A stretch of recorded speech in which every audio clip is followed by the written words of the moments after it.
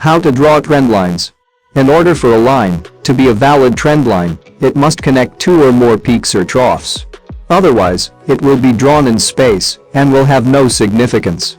You will often see people constructing lines that only touch one point. That is a big mistake. Trend lines are perhaps the simplest and the most used tools in forex trading.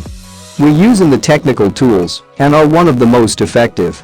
Since the structure of all price patterns requires the use of trend lines, this concept is a fundamental building block of pattern identification and interpretation. A trend line is a straight line connecting either a series of ascending bottoms in a rising market or the tops of a descending series of rally peaks. Those joining the lows are called up trend lines, and those connecting the tops are referred to as down trend lines. It is also possible to build horizontal trend lines joining a series of identical lows or identical highs. Normally, a down trend line is constructed by joining the final peak with the top of the first rally. When the price breaks above the trend line, a trend change signal is given. The opposite is true for an uptrend line. Please like and subscribe and click the bell icon to get new video updates. Extended trend lines.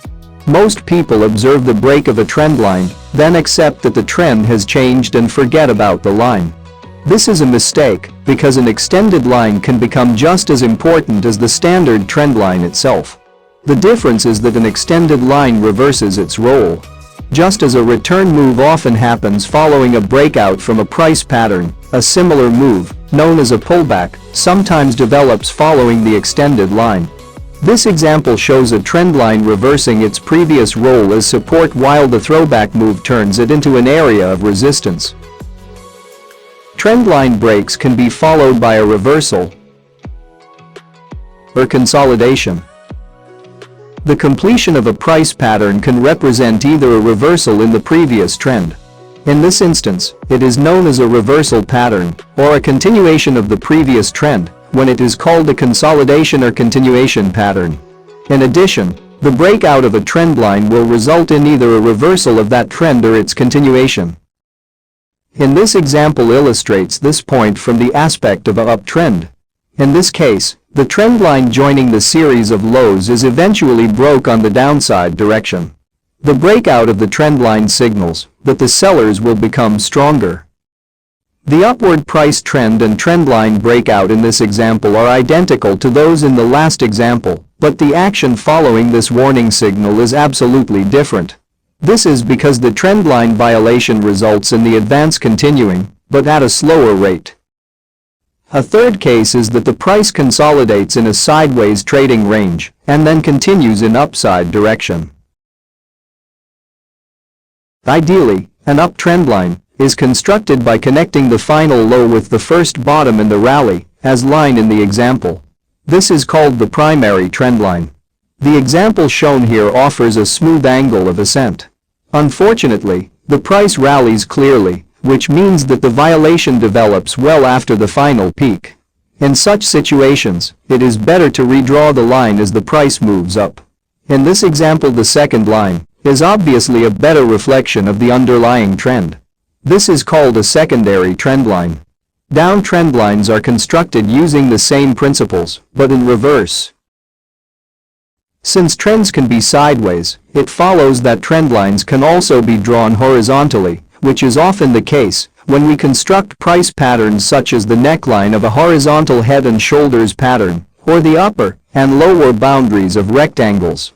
In the case of price patterns, the breakout of these lines usually signal the change in trend, as does the breakout of rising or falling trend lines.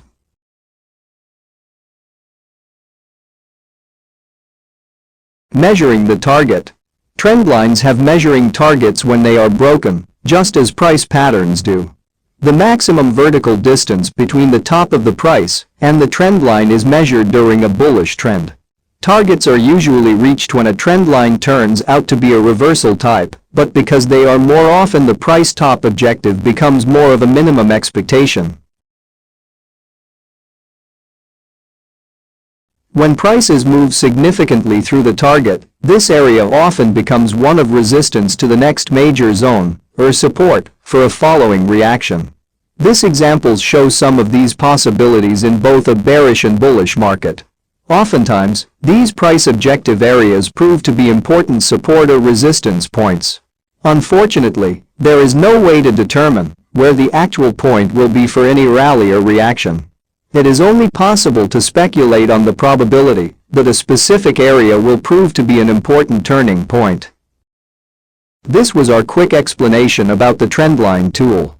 Hope you have enjoyed it and stay tuned for more videos.